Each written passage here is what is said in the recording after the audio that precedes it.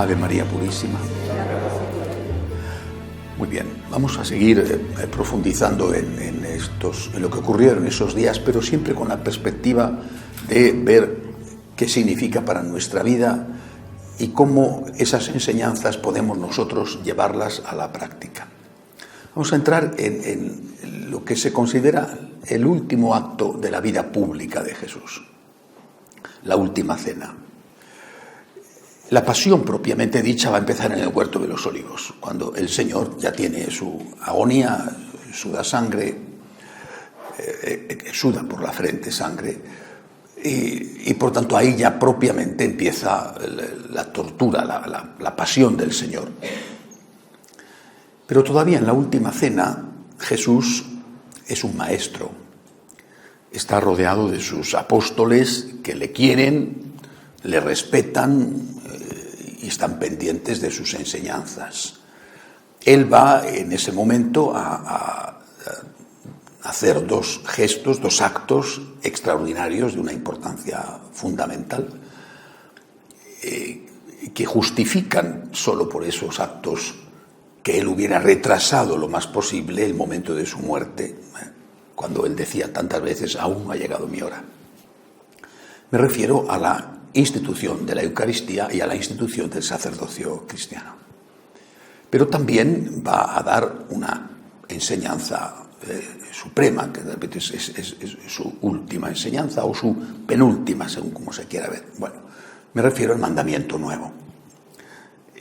Después de esto, mandamiento nuevo, institución de la Eucaristía y ligada a ella del sacerdocio, después de esto va a tener lugar un discurso, un largo discurso teológico, que en realidad no es un discurso, es una oración que el Señor hace en voz alta, una oración al Padre que Él hace en voz alta, dentro de la cual, dentro de esa oración, hay una parte que se considera o se llama el Testamento Nuevo. Perdón.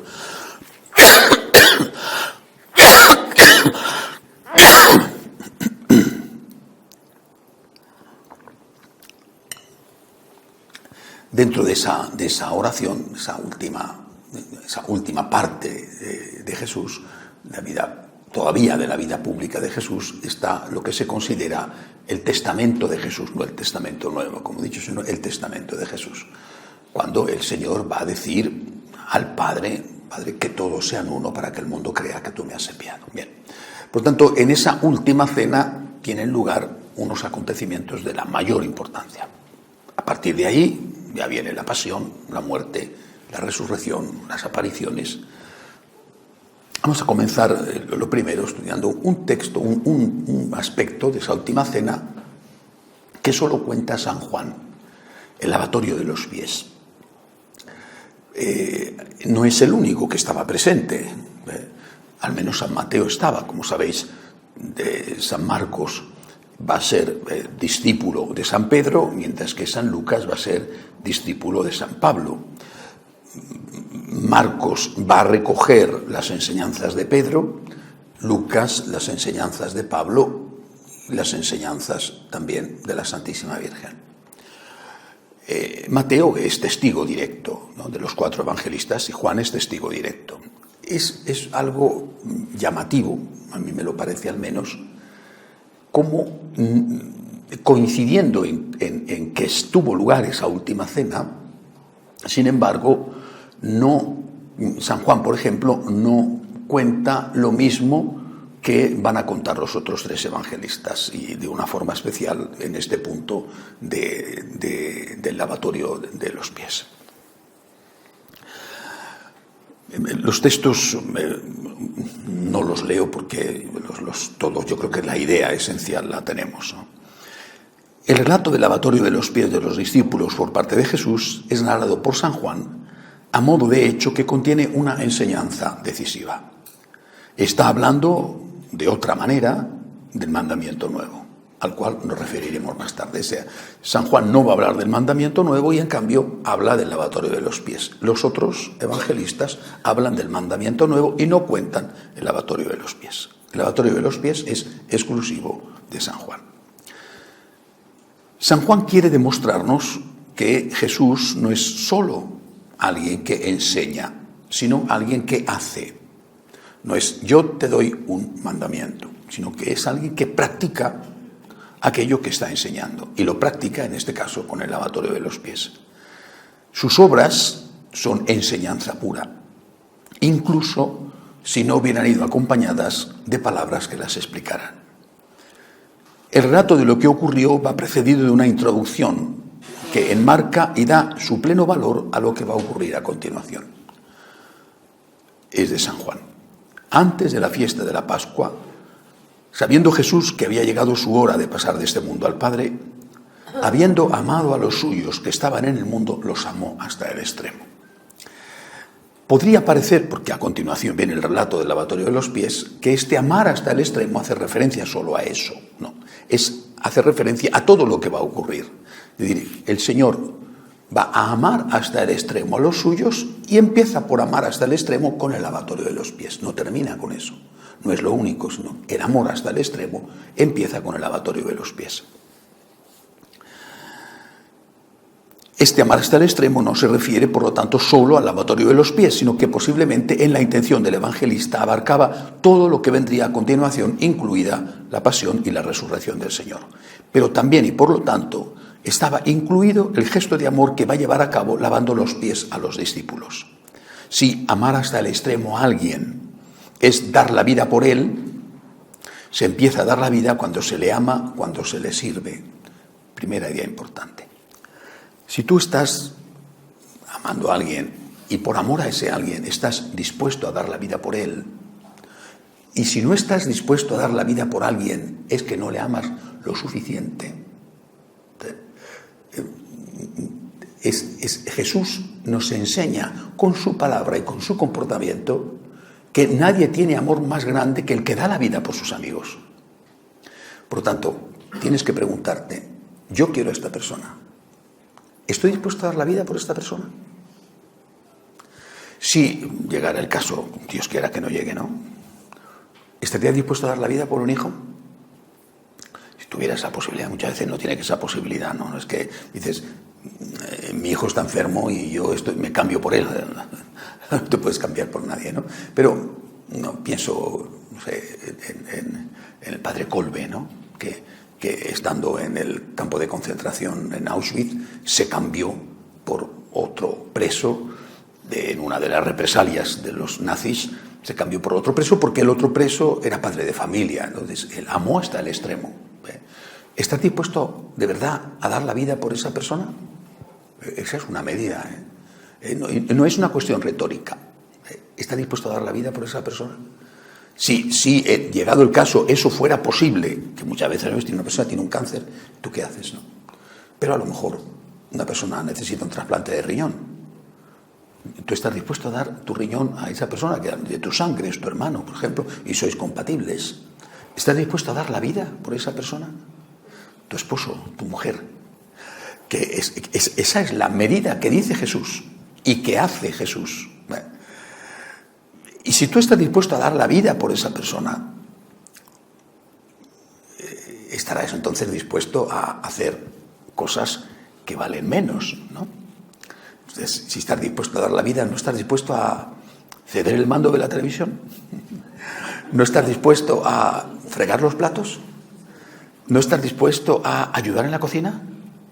Es decir, cuando uno tiene esa medida suprema, te da la medida de todo. Estás dispuesto a dar la vida, pero no estás dispuesto, en cambio, a ceder un día a ver qué película hay que ir a ver, ¿no? Porque siempre tiene que hacerse lo que tú quieres. Pero entonces es que tú no amas a esa persona, no la quieres. Más allá del sentimiento, El sentimiento es importante en la vida, los sentimientos son muy importantes, pero sabemos que son pasajeros, ¿no? Están y no están. A veces no sabes por qué y ya no sientes lo que sentías, ¿no? Y entonces, ¿cómo se puede construir? Nada que tenga solidez y que tenga futuro sobre los sentimientos únicamente. El Señor nos enseña lo que es el verdadero amor y dice, dispuesto a dar la vida.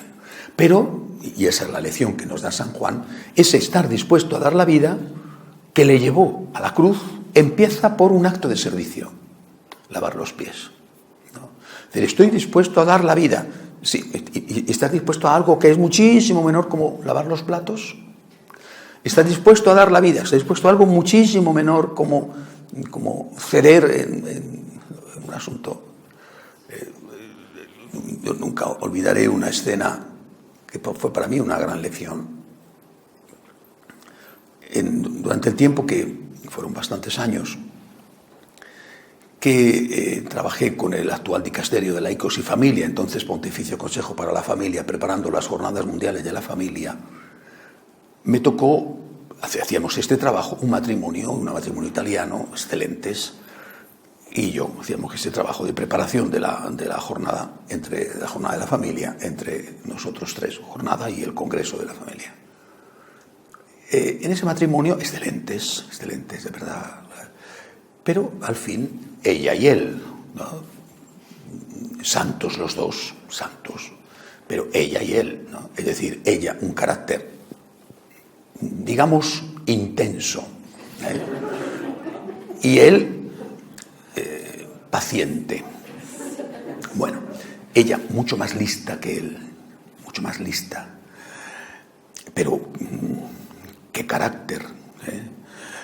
Y esto, no sé, en la intimidad de su hogar lo que sería, pero cuando estás en público a veces se torna violento. También porque hay momentos de tensión, siempre se va presionado, prisas, imprevistos de todo tipo, y se generan, por tanto, situaciones que te ponen un poco a prueba, ¿no? Recuerdo que en una ocasión yo cogí tal dolor, tal ciática, que me tuvieron que poner inyecciones de cortisona porque no aguantaba del dolor y era puramente los nervios, ¿no?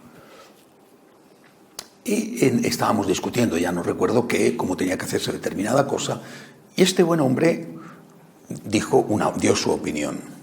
¿En qué hora? ¿No? Bueno, ella le maltrató, no le insultó, era una señora, no le insultó, no le vejó, ¿no? Delante de mí. Pero desde luego le avergonzó, le abochornó, ¿no? Delante de mí, digo, en su casa a lo mejor no se entera nadie, el señor está acostumbrado a cuando ocurren estas cosas irse al baño porque le aprieta la necesidad, yo qué sé, ¿no? Pero en este caso estaba yo delante y yo me sentí muy, muy avergonzado.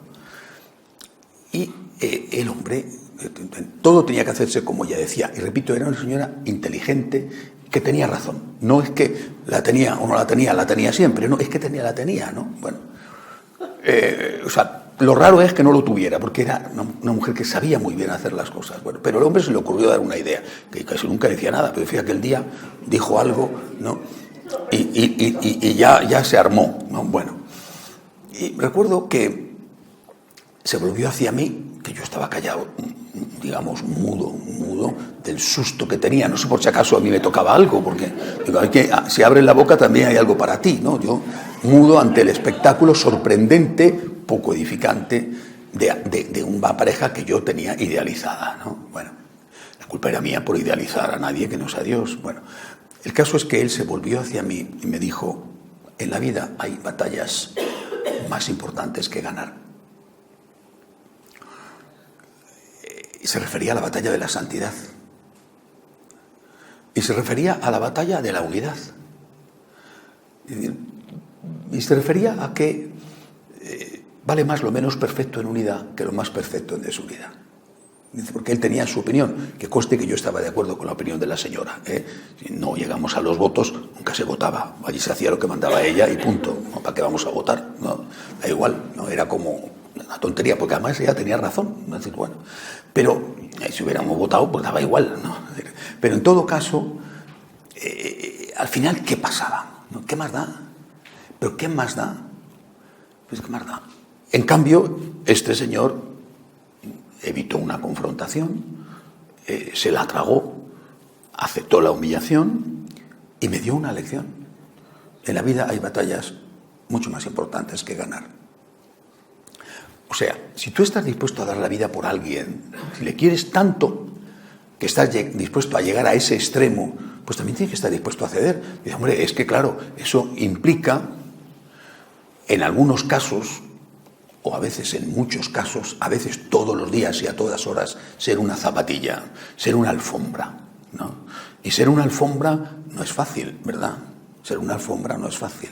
¿Por qué? Pues porque para que no haya peleas en casa, tú en todo sí cariño, ¿eh?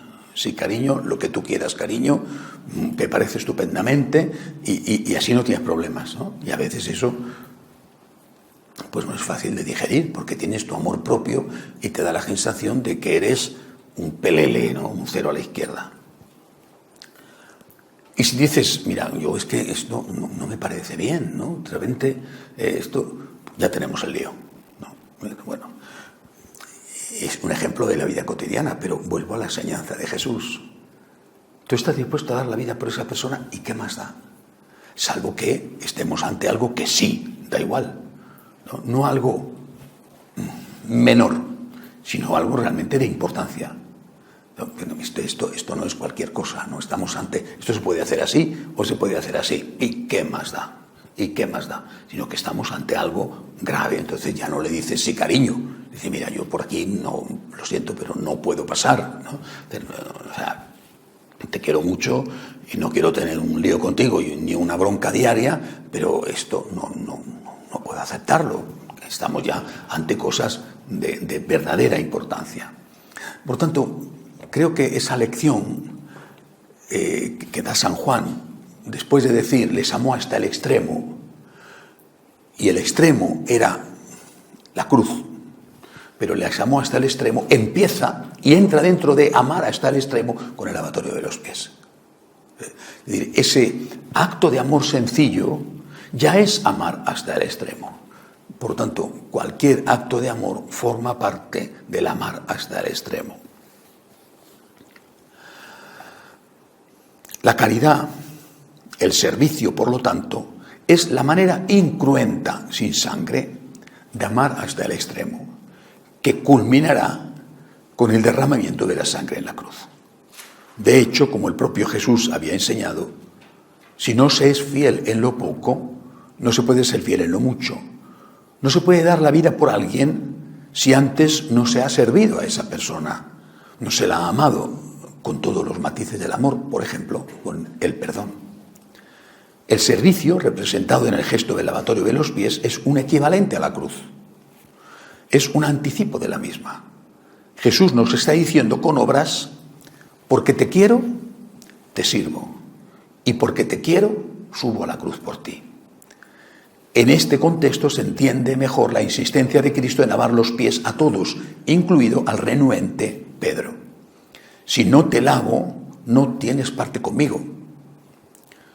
Le dice ante su negativa a dejarse servir por Cristo en un oficio que era propio de los criados e incluso de los esclavos. Pero no entiende Pedro que ese gesto de servicio con agua es el anticipo del lavatorio redentor con sangre que tendrá lugar después. Jesús, sin embargo, lo está haciendo a propósito y lo está explicando de algún modo porque en la cruz no tendrá ni tiempo ni fuerzas para explicar muchas cosas. Lo que le está diciendo a Pedro y a nosotros es que su sangre derramada y no nuestras buenas obras es la que nos salva y limpia de nuestros pecados. Él es el Cordero inocente que quita el pecado del mundo. Él es el que ha pagado el precio de nuestro rescate. Y solo los que creen en esto, los que se dejan servir, los que se dejan salvar por Él, aceptando que su sangre derramada es la que les salva, van a participar en la gloria que Él mismo les va a dar. Van a tener parte con Él en la vida eterna. Jesús ha venido a salvarnos de nosotros mismos, a limpiarnos de los pecados que en el camino de la vida hemos dejado que se adhirieran a nuestros pies. Tenemos los pies sucios de las culpas, del polvo del camino. Y Él se nos muestra como el siervo, como el esclavo, que libremente y no a la fuerza se arrodilla ante nosotros para purificarnos de esos pecados. Si no nos dejamos lavar por Él, estaremos rechazando su ministerio salvador y de alguna manera, en lo que a uno mismo respecta, estaremos haciendo inútil ese ministerio y ese sacrificio. La enseñanza de Jesús con el lavatorio primer acto de la última cena, es una invitación a la imitación. Si Él, dice el Señor, que es el Maestro y el Señor, que por ser Dios está infinitamente por encima de nosotros, se ha rebajado hasta convertirse en nuestro esclavo y no ha desdeñado ser nuestro siervo, nosotros debemos hacer lo mismo por los demás. Seguirle a Él pasará siempre por imitarle a Él, y en esa imitación entra de lleno el amor al prójimo. Pero, ¿a qué prójimo? San Pablo dirá que quizá por un hombre justo se encontraría a alguien dispuesto a morir, pero que eso no ocurriría con un pecador. Y sin embargo, y recuerda San Pablo, es por nosotros los pecadores por los que ha muerto Cristo. Es decir, cuando consideramos que la persona que necesita ayuda, por ejemplo, que necesita nuestro perdón, una segunda oportunidad, cuando consideramos que esa persona no se la merece porque es un pecador o incluso un miserable, debemos recordar que nosotros también somos así, o lo podríamos haber sido, y que sin embargo el Señor no solo nos ha querido siendo pecadores, sino que ha derramado su sangre precisamente por nosotros. Nadie, por lo tanto, puede quedar excluido de nuestra caridad. El mandamiento del amor obliga a todos los discípulos de Jesús y les obliga para con todos. Obliga a todos para con todos. Amar a todos, por lo tanto, es una característica del tipo de amor que Cristo nos enseñó a practicar. E incluso se podría decir que son los que tienen los pies más sucios, los que están más enfermos, los que más necesitan ser lavados, los que más necesitan ser curados. Esto, por otro lado, nos tiene que servir, a mí al menos me sirve, de un gran consuelo. ¿Qué sería de nosotros, los que sabemos que somos pecadores, si no supiéramos también que el amor de Dios no se frena ante nuestro pecado? No se trata de abusar de dicho amor, pero el hecho de que haya venido a salvar lo que estaba perdido nos llena de alegría y de esperanza a los que nos sentimos necesitados de su misericordia. ¿Cómo no amar nosotros a los pecadores? ¿Cómo no lavarles los pies cuando sabemos que Él no ha hecho ascos ante nuestra suciedad y ante nuestras heridas? No se trata de no juzgar, como si el que lava los pies no viera la suciedad o el médico no reconociera la enfermedad.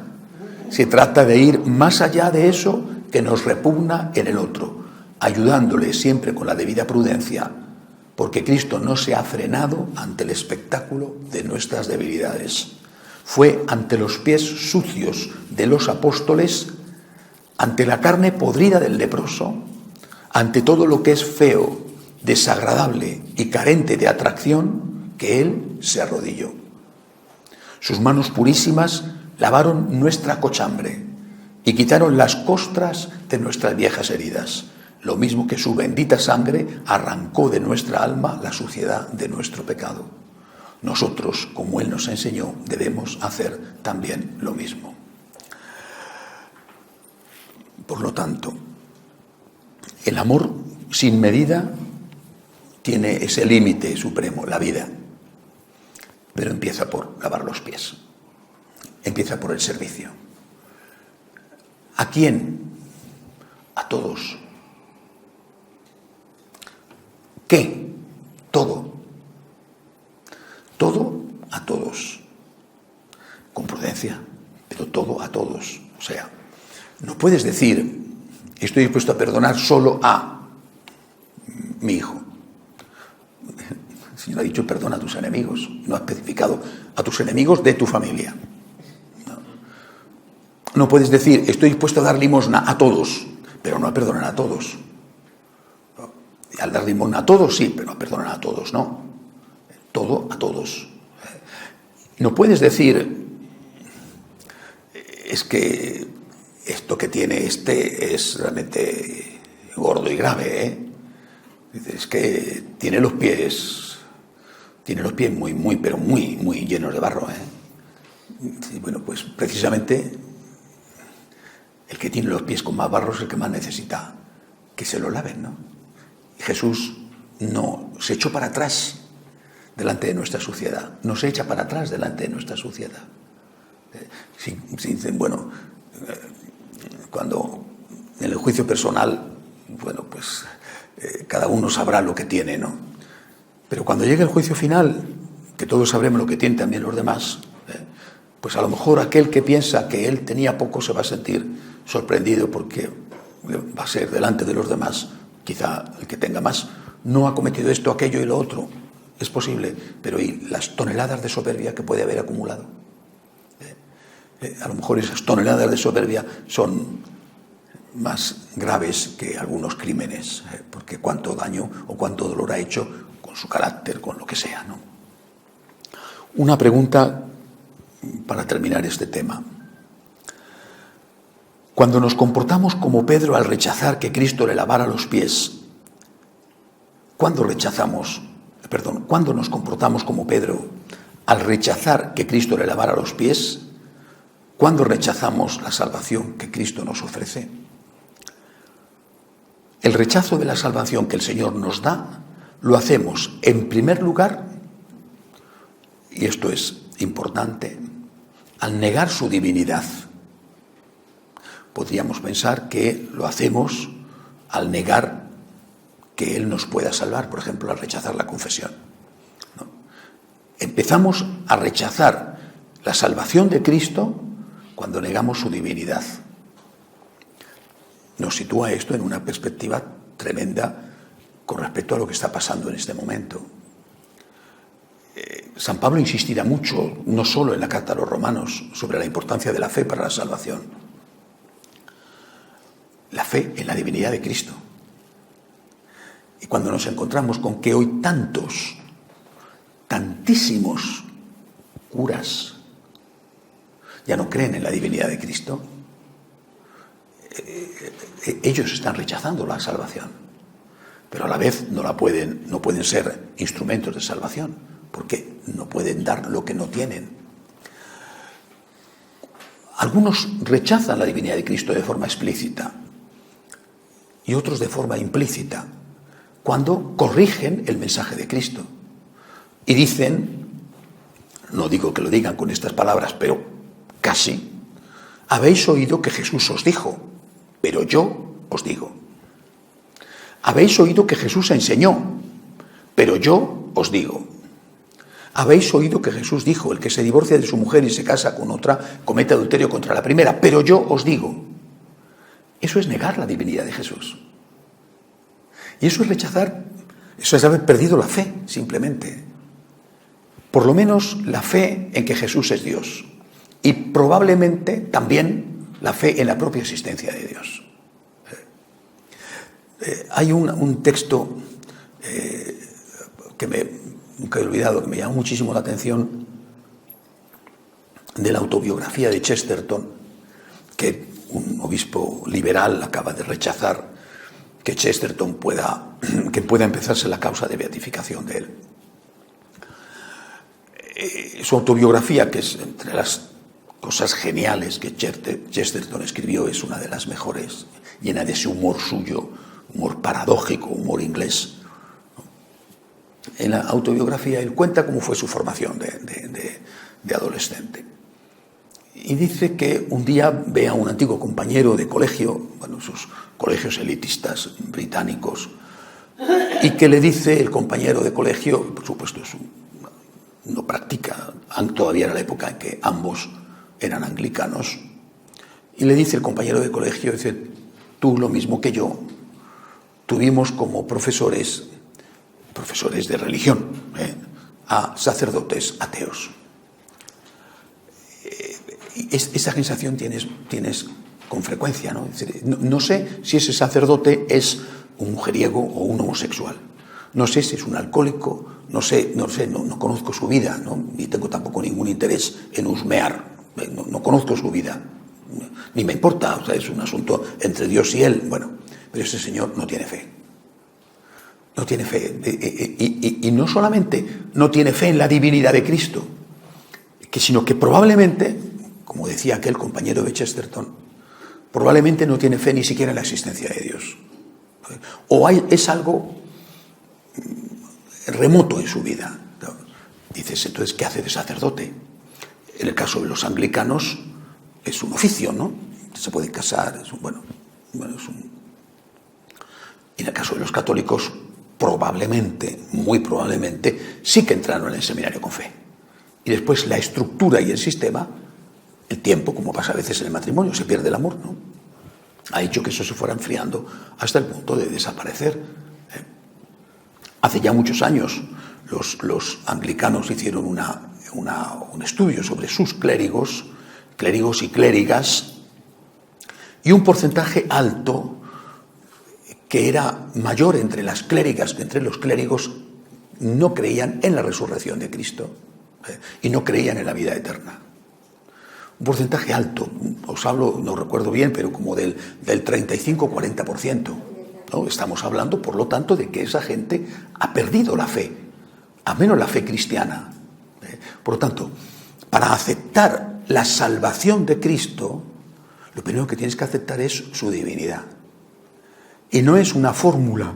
Yo creo que Jesús es Dios. Yo creo que Jesús es Dios significa que las enseñanzas de Jesús son enseñanzas de Dios. Y significa que yo no me puedo poner por encima de Dios, convirtiéndome yo en Dios y haciendo que Jesús deje de ser Dios para convertirse en uno más, o a veces en uno menos. Habéis oído que Jesús dijo, pero yo os digo. ¿Cuántos sacerdotes dicen esto? Muchísimos. No entro en su conciencia, la intención con la que lo hacen, el itinerario que han seguido hasta llegar a ese punto, esto no lo sé, ¿no? Pero lo dicen. Cuando van incluso explícitamente contra cosas muy concretas y muy claras que están en el Evangelio. No digamos cuando esas cosas son ya la enseñanza de la Iglesia o la enseñanza que ha tenido hasta ahora la Iglesia y que lo hacen igual, pero es que incluso contra aquellas cosas que son explícitas en el propio Evangelio, habéis oído que se os dijo, pero yo os digo, esto no es verdad, esto no es cierto, o llegan a poner en duda la existencia, la veracidad, la historicidad, la autenticidad de todo lo que viene incluido en el Evangelio. Simplemente han perdido la fe. Si han perdido la fe en la divinidad de Cristo, es como si San Pedro se negara a dejarse salvar por Cristo. Para ser salvado por Cristo, lo primero que tienes que hacer es tener fe en que Cristo es tu Salvador, tener fe en que Cristo es Dios. Por lo tanto, al negar que su sacrificio en la cruz pudiera ser fuente de salvación para todos los que creen en él, dado que solo el sacrificio de Dios podía salvar a todos los hombres. Negamos esa divinidad, aunque no nos demos cuenta de ello, cuando decimos que las enseñanzas de Cristo transmitidas por la Iglesia están anticuadas y tienen que ponerse al día, adaptándose al mundo. Si Cristo es Dios, sus enseñanzas son eternas e inmutables. El cielo y la tierra pasarán, mis palabras no pasarán. Y es el mundo el que tiene que adaptarse a ellas para ser salvado, y no al revés. Por eso, detrás de la gran crisis que se acude a la Iglesia en esta época, hay una crisis de fe en la divinidad del Señor. Para muchos, Él ya no es el maestro, sino un maestro. Ya no es el Dios hecho hombre, sino solo un gran hombre que tiene algo que enseñar. Lo mismo que otros grandes hombres a lo largo de la historia. Pero no solo se rechaza la salvación que Cristo nos ofrece al negar la validez de su sacrificio redentor, sino también se hace eso cuando no queremos aceptarlo para nosotros mismos. Es decir, rechazamos el lavatorio que Cristo quiere hacer en nuestros pies cuando negamos que esos pies están sucios, afirmando que lo que hacemos mal en realidad no está mal, o porque no es nada malo, o porque nuestras circunstancias hagan que no sea malo para nosotros. Lo rechazamos también cuando, aceptando que nuestros pies están sucios, consideramos que no vale la pena lavarlos o dejar que Él los lave, porque total, se van a volver a ensuciar. Hacemos esto cada vez que nos negamos a recibir el perdón de los pecados en la confesión, alegando que no tenemos remedio porque vamos a caer en los mismos pecados. De esa forma, aún sin quererlo, hacemos inútil el sacrificio redentor del Señor, como lo haría el enfermo que no se dejara curar porque considera que su enfermedad no tiene remedio. Pero sí lo tiene, porque no hay pecado que Dios no quiera perdonar. Y la santidad no consiste en no caer nunca, sino en levantarse enseguida cada vez que se cae, pedir perdón y seguir caminando. El lavatorio de los pies, por lo tanto, es el primer paso hacia el amor extremo, hacia el límite supremo del amor, que es la muerte en la cruz. O sea, si tú quieres a alguien, tienes que estar dispuesto a dar la vida por él. Hazte esa pregunta. Si llegara el momento en que a este le han hecho preso y dice, a ver, ¿quién quiere intercambiarse como rehén? No le quiere suficiente. Pero si tú quieres a alguien hasta ese extremo, pues tienes que empezar por cosas mucho más pequeñas. Esas son las batallas importantes de la vida, las batallas de la santidad. Y con respecto a Cristo, tienes que ser consciente de que necesitas ser salvado. Y aceptar la salvación de Cristo significa, primero, aceptar su divinidad. Y por lo tanto, sus enseñanzas no se tocan. Tened siempre mucho cuidado con esto. Esto es tener olfato católico. Si veis algún día que un cura dice, esto está así, la Iglesia enseña, o Jesucristo enseñó, pero ahora esto tenemos que cambiarlo porque hay que modernizarse, ese cura ha dejado de ser católico. No solamente eso, es que posiblemente ha dejado de ser cristiano y posiblemente incluso ya no tiene fe. Por lo tanto, con prudencia, decir, mira, tú sigue tu camino, pero no te puedo considerar como mi maestro espiritual, porque me estás llevando a un camino de perdición y no de salvación. Para mí Cristo es Dios y para ti Cristo ha dejado de ser Dios. Porque no puedes decir que tú sabes más que Cristo. No puedes decir que las palabras del Señor están anticuadas, porque simplemente eso significa que tú has dejado de creer que Cristo es Dios, cuyas palabras no pueden pasar nunca de moda. A la vez, rechazo la salvación de Cristo cuando niego la existencia de mis pecados. Y la niego diciendo, esto no es pecado, lo hace todo el mundo, un padre me ha dicho que esto no es pecado. ¿Cuántas veces esto lo hemos dicho? Lo hemos escuchado, quiero decir. Incluso a lo mejor cuántas veces alguno lo ha hecho. O bien, sí, esto está mal, yo reconozco que está mal, claro que está mal, pero en mis circunstancias, teniendo en cuenta mis circunstancias, lo puedo hacer. Tú estás rechazando entonces la posibilidad de que Cristo te lave los pies, porque estás diciendo que no tiene nada de que lavarte, que eres perfecto. ¿De qué vas a pedir perdón si lo que está mal consideras que no está mal? O aún aceptando que eso esté mal, no está mal para ti. Recuerdo hace unos meses una franciscana de María de una ciudad de México, de Monterrey, me contaba que una amiga suya, muy piadosa, de un importante conservador movimiento o asociación católica, muy conocida esta institución, su hija estaba divorciada y se casaba con otro señor por lo civil. Bueno, había invitado a la boda civil de su hija y esta señora, que no le apetecía nada ir, en fin, por amistad hacia la madre de la criatura, pues fue. Bueno, y se encontró con la sorpresa de que había en la boda un padre jesuita, en aquella ceremonia civil, y que el padre jesuita hizo una bendición de aquella unión, no hizo un sacramento, hizo una bendición, bueno, que tenía muchos rasgos de una celebración sacramental sin misa.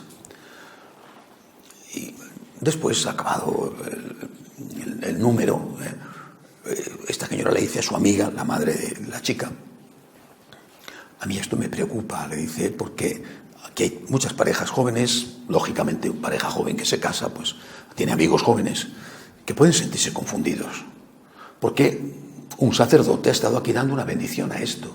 Tú sabes perfectamente que esto no está bien. Una cosa es que tú seas la madre y vengas al juzgado a hacer, y otra cosa es que traigáis a un sacerdote, un jesuita o de lo que fuera, era un jesuita, y que haga una bendición de una cosa que está mal. ¿Cómo se puede bendecir una cosa que está mal? Y la madre, misa diaria, en fin, rezadora de rosarios, importantísimo movimiento, le contesta y le dice: estás muy anticuada, es que la Iglesia está cambiando, hay que ponerse al día. Seguramente esa señora habría respondido de una forma muy diferente si en vez de ser su hija hubiera sido la hija de la vecina. Bueno, y habría dicho: qué barbaridad, que esto es una cosa horrorosa. Como era su hija, lo entendía todo. Bueno, esto es la señal de que hemos perdido la fe en la divinidad de Cristo. Y si hemos perdido la fe en la divinidad de Cristo, no podemos ser salvados por Él. La fe en la divinidad de Cristo consiste en que sus enseñanzas no pasan nunca. Y es mucho más sano decir soy un pecador que decir esto no es pecado. Porque la persona que reconoce que es un pecador tiene posibilidades de cambiar. La persona que dice soy estupendo y no peco, pecando, esa persona no va a cambiar nunca porque ni siquiera lo va a intentar. Y luego el último punto, no pienses nunca que por reincidente que seas, no tienes solución. No. 70 veces 7 el Señor te está guardando. Yo tengo la confianza y la certeza de que